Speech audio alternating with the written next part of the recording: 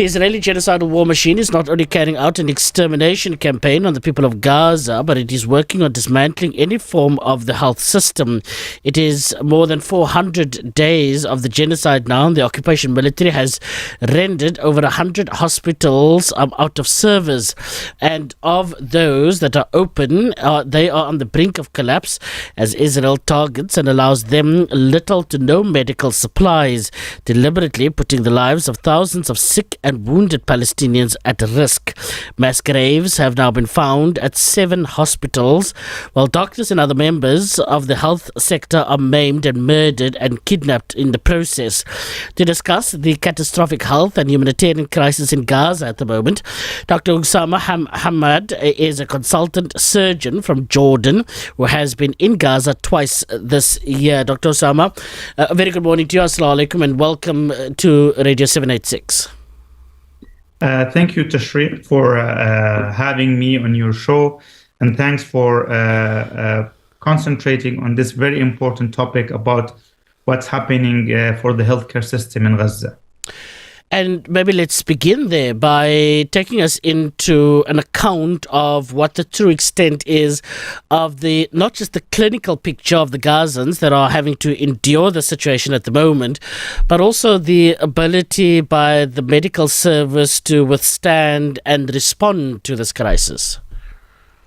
Thanks again. Basically, if you look at what's happened in Gaza over the last now almost 14 months, I believe the Israeli army had a clear plan to push the Gazans out of their city or places. And one way to do so is by really targeting healthcare systems in that particular places. So if you as a civilian or as a human lost hope in finding help when you get injured, then there's no reason for you to stay where you're at. They should be in a place where at least if you get injured or if you get sick, you will find some places or some people to take care of you.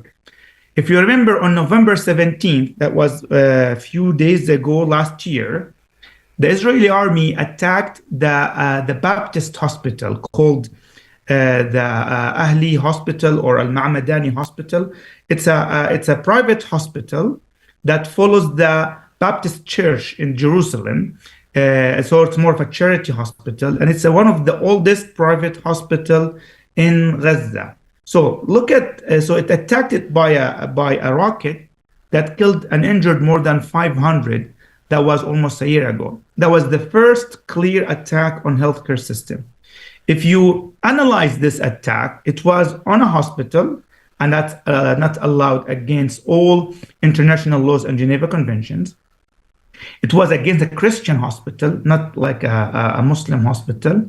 And it was against a private hospital, not a governmental owned hospital, and had killed more than 500 and injured more than 500. If you look at this first attack and you analyze it, you realize that the Israeli army wanted to destroy all holy things in Gaza from the beginning, from the first 10 days of the war. A private hospital, a Christian hospital, a charity hospital with more than 500 casualties of civilians. So by doing so, and then they looked and then sit down and they looked at the reactions of the world. Let's say what's going to happen. Let's hit this bomb and let's see what's going to happen. And then nothing happened. And that was just a clear signature from the whole world, the international community, that the United States of America, that the whole international, world, that it's okay, you can do so with other hospitals. And then from that beginning, the Israeli army started to attack all other hospitals. They attacked the Shifa hospital and destroyed it, which is the main hospital. There's a total of 36 hospitals in Gaza. All of them, without any exceptions, these are governmental owned hospital. All of them were attacked. There are other small private hospitals. They also were destroyed by a lesser extent, but they're all attacked and rendered out of service. And the Gazans, part of their discipline and part of their, trying to stay in their countries, they try to always, fix some of these hospitals. So at least at this time, around 6 or 7 are partially functioning. So targeting healthcare systems or hospitals or healthcare workers, this is totally against the international laws and against the Geneva Convention, and that the Israeli army had done that deliberately over the last year without any objections from the international community and the Security Council. What tools are there available at the moment to realistically treat the wounded, injured, and those that are suffering from, communicable diseases and other sorts of clinical issues at the moment? How stocked would you say the hospitals are with the necessary resources with which to respond? So I can speak from my own experience. I was there in February and Al-Aqsa Hospital, which is in the central part of Gaza. It's called Deir al-Balah. And in July, I was in the northern part of Gaza, called Public Aid Hospital, which is next to the Baptist Hospital. Speaking from my own experience, the healthcare system had collapsed long time ago. I believe, early in the war, in November, maximum December last year, the healthcare system had completely collapsed by the Israeli army targeting healthcare workers, targeting hospitals, preventing medical supplies to get in. So by all definition, what there is there, it's not a system, it's just a completely destroyed and collapsed healthcare system. So when you have a collapsed healthcare system, what you ended up having is, trying with the minimal that you have to save the life of the best performers, we call it. So when we talk about injuries, to start, injuries, there are three types of injuries. There are the severe injuries that people die on the spot, and these people will die anywhere, if they get injured anywhere. And they are not a very common type of injuries. And then we have the medium-sized injuries, where basically if you get the patient to a hospital, then basically he can be taken care of. A hospital, we mean a functioning hospital. And there's the last thing, the minor injuries, where if even the patient reaches a hospital late, he has a very high percentage of survival. What's happening in Gaza, the severely injured dies immediately. Patients with medium type injuries that you can treat them in any healthcare system are dying in Gaza because first, there's no ambulances to go and get them. And second, if they ended up reaching a hospital, the hospital typically has no infrastructures or no supplies to take care of them. So people who are really, good performers, who would have lived anywhere on earth, typically are, are dying from the collapse of healthcare system, from not having even ambulances to bring them. And what you ended up dealing with most of the time is the minor injuries. Those who made it to the hospital even late, you still can do the minimum, like wounds, like little basically injuries that they would have survived anywhere on earth.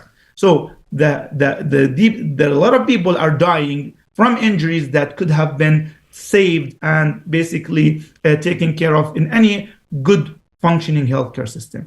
Regarding the other issue of communicable diseases and other issues of chronic diseases like patients with chronic kidney disease, patients with cancer, I would just put a clear example on cancer issues.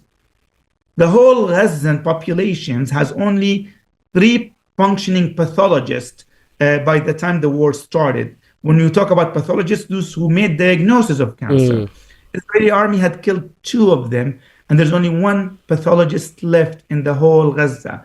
And you can say that for the last year, no single cancer patient in Gaza, either a newly diagnosed cancer or at least treated based on the pathology diagnosis. So if you look before the war, there's an average 10,000 cancer patients diagnosed around almost every year in Gaza. Those patients were denied treatment and denied diagnosis over the year, and everybody knows about that.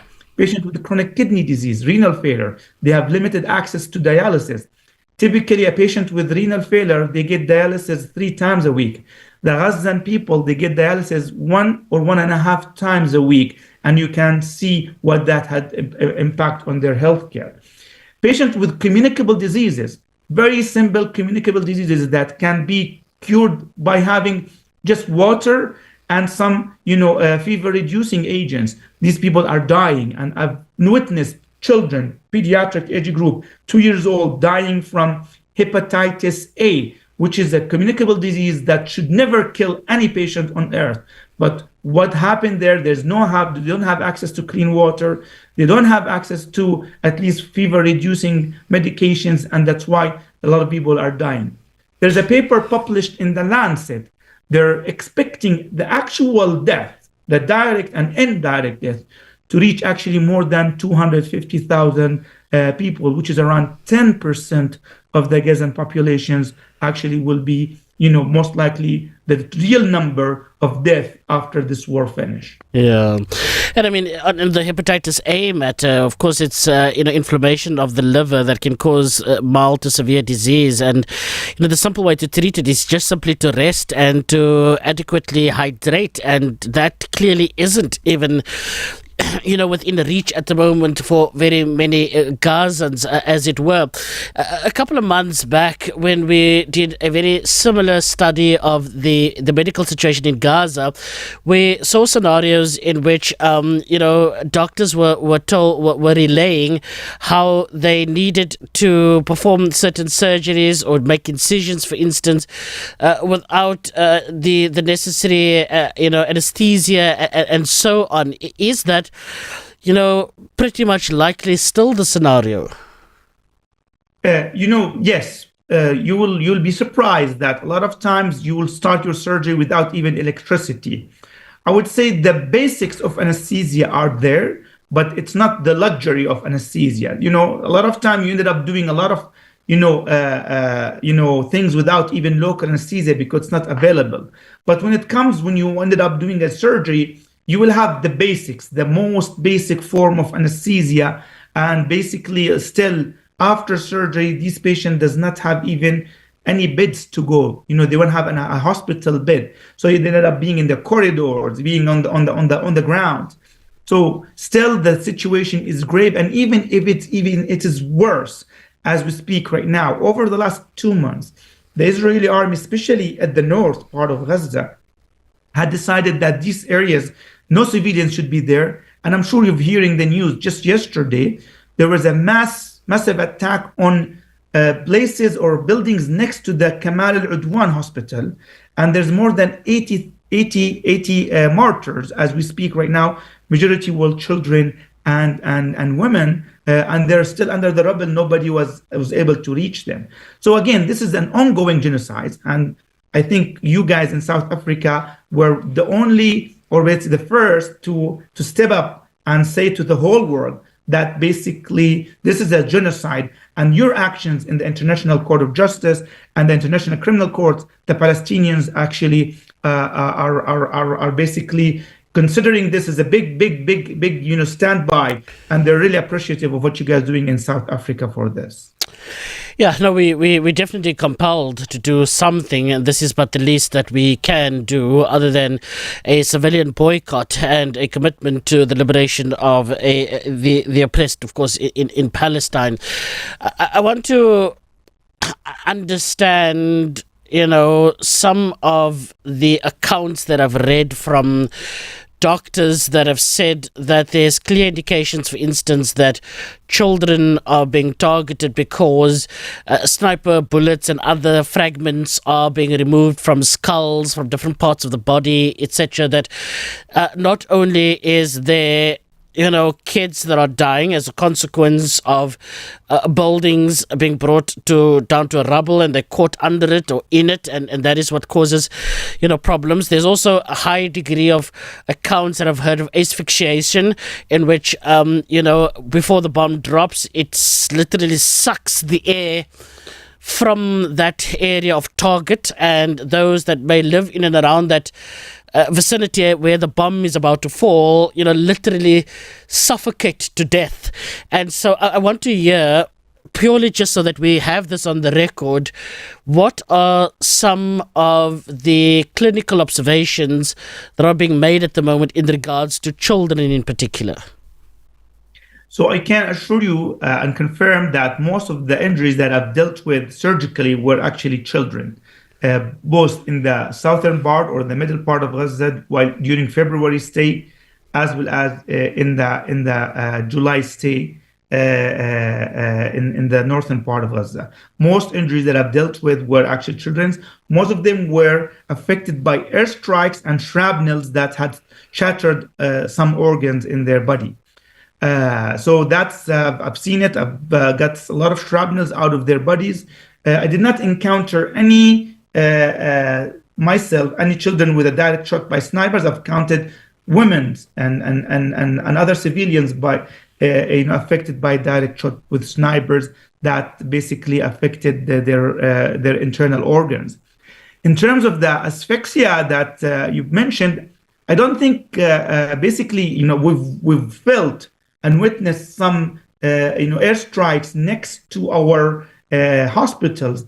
What you see, what you feel there is a huge vacuum that had pulled everything away from you. Like doors get really shut very quickly with a very large sound.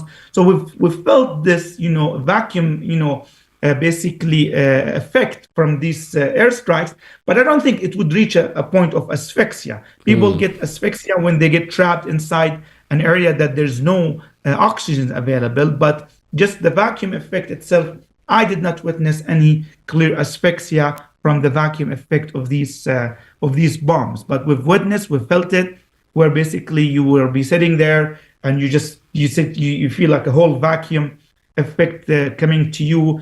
Basically the curtains, the doors, the windows, you get, they really shut in a very sudden, unexpected way, and that would really scare the hell out of you. We are talking to Dr. Osama Hamed, a consultant surgeon from Jordan who has been in Gaza twice this year alone, and we are accounting his experience on the ground at the moment. I've seen cases of Palestinians breaking out in rashes. They, for instance, are living in conditions that are really not suitable, for human habitation at the moment, on account of the man-made impact of this genocide. With displacements all over the place, lack of clean running water, as it were, that is a particular challenge as well. In terms of the less than obvious shrapnel, bullet casings, body parts that need to be, amputated, or those sort of obvious signs of war. What are the less than obvious ones that are being observed at the moment? I believe one main thing that people are not paying attention to it is the severe malnutrition that the kids and the patients have there. And if you are malnourished due to you're not eating any proteins or healthy proteins for the last year, that would severely affecting your outcomes after surgery. So I've made videos on these issues where basically a lot of patients, what we're seeing, are severely wasted. They have very, very bad nutrition. Their hemoglobin is always low. They're all pale. And that had resulted in having very high rate of complications after even minor surgeries. Wound infections, dehiscence, poor wound healing, and that is really clearly affected the whole healthcare system. So something we should really focus on is the Israeli army is preventing food and vegetables and nutrition to go into Gaza. A lot of times, actually, we ended up giving the patients the protein bars that we have. We had protein bars with us as a source of basically trying to save our lives there. But we see a lot of patients severely malnourished that would give them what we have in terms of nutrition to them so they can have better wound healing. Yeah, it is 21 minutes after 8 o'clock in our on Radio 786. We are talking to Dr. Osama Hamed, a consultant surgeon from Jordan. How are your colleagues coping at the moment in Gaza? We spoke there about the number of pathologists that no longer exist, and very many others in the healthcare sector and fraternity that had terribly been martyred in this experience of genocide since October the 7th. Give me an account on the state of mind, how many doctors, how many there aren't, for instance. What is the the medical staff situation looking like? So if you look at what happened over the last year, the medical staff in Gaza mindset or mentality had evolved over this genocide. So at the beginning, if you talk to them, most of them were basically, basically committed.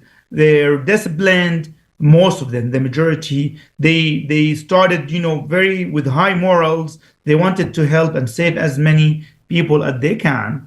But then very early on, within 2 weeks, they realized several things. The first thing is that the Israeli army is targeting healthcare hospitals and healthcare systems. They wanted to destroy the healthcare system.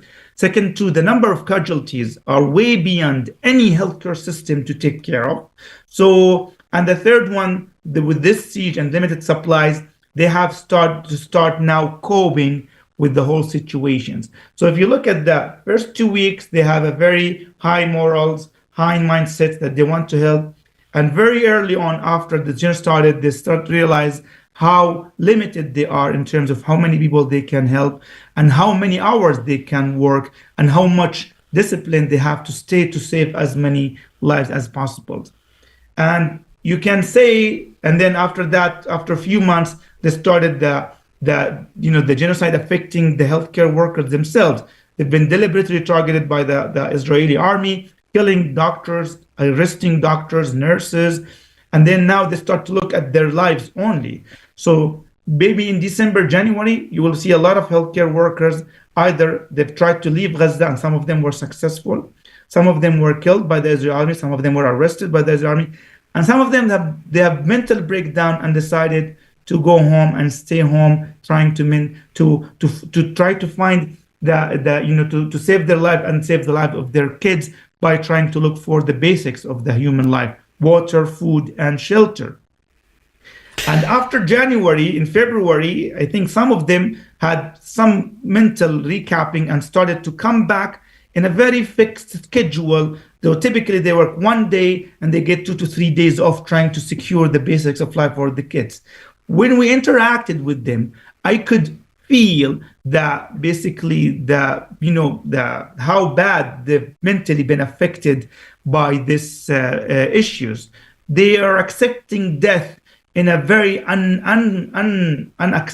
unacceptable way for me. So if you get this injury, I try with a mindset from Jordan that yes, we can save this patient life. Let's do it. They will be very, in a very basic mood, affected mood. Say, Dr. Hamed, don't worry. We don't have any CT scan. We don't have blood. We don't have antibiotics. So just let them rest in peace. And that's better for them and better for us. So they're accepting death for very minor injuries that we could have saved them. And that's because they have seen so many casualties and so many mortalities over this genocide that no brain and no healthcare workers could adapt to. So they're very adapted. They are very basically desperate that nothing can be done for even minor injuries. And they have a very low threshold basically to pull the trigger because they know the infrastructures, they know they don't have antibiotics, they don't have fluids, they don't have ICU beds, they don't have even certain surgical instruments, don't have even certain surgical specialties, and a lot of people would die by a preventable and a treatable injuries. So the healthcare workers are severely affected, mentally exhausted, who are still working. Believe me, they are working just to do the best they can to save as many lives with what they have in terms of limited instruments and limited resources. It is 27 minutes after 8 o'clock in Radio 786. At which point of collapse would you say the healthcare system is? And what does collapse look like, though? Because I suppose if one does an assessment right now, you could argue that a lot of those hospitals have been completely destroyed. I'm not even sure whether the Indonesian hospital and others are still standing at the moment, but a lot of them have been destroyed. A lot of them have been turned out, on their precincts, to be places where people have tried to find shelter. A lot of them have run out of consumables and medication, etc. Doctors that is not in high availability at the moment. I'm not sure what the criteria is to label it as having collapsed or whether it is holding on at the moment for dear life. No, as we mentioned before, Tashriq, it's collapsed in the third or fourth week of this genocide. What we mean collapse is that you have injuries that you can save and you can't because basically you don't have supplies, you don't have surgical specialties, and the number of injuries and casualties are way beyond your capabilities. It's collapsed because basically the Israeli army is targeting all central administrations. So the Ministry of Health as an entity, it's a target by the Israeli army because they claim it could be related somehow, even if a civilian entity could be related to Hamas. So again, they don't let it to function. They destroyed its warehouses where they're storing food and medicine. There's no salaries are giving for these working physicians. They're all working with volunteers and nurses. They don't have any salaries. They don't, basically, for the hospital to function needs fuel. Israeli army is preventing this fuel to come in. Israeli army is preventing any maintenance for any non-functioning, for example, surgical instruments or radiology instruments like CT scan, X-rays. They're preventing these, replaced items or, to get in. So if you are in a hospital there, you would work until the whole fuel is off, or at least basically it's off. And then you will go for a few hours without fuel until the WHO get you some fuel to work for a few days. We witnessed these hospitals turning the electricity off on the whole hospital, keeping it in the operating room and in the basically ICUs just to save as much fuel as possible to maintain functioning as long as possible. So a lot of times we're operating inside the patient abdomen and we get an electricity blackout for maybe 20 to 30 minutes until the generator works again because it went non-functioning. So all these, it is collapsed from let's say from the third or fourth week, it completely destroyed and collapsed, and not even at the human level function, but also at the functionality of the whole system itself. It's not functioning anymore, and that's part of the genocide, where you're destroying hospitals, targeting healthcare workers, preventing medical supplies, preventing fuels for the hospital, preventing food for the hospital, and that's a part of this ongoing genocide. Thank you very much for having joined us this morning on the program. Dr. Osama Hamed, a consultant surgeon from Jordan, having spent time in Gaza. He's been in Gaza twice just this year and giving us an account of the medical situation in that part of the world at the moment. And when I say that part of the world that has been darkened with genocide and continues certainly to be their daily lived experience.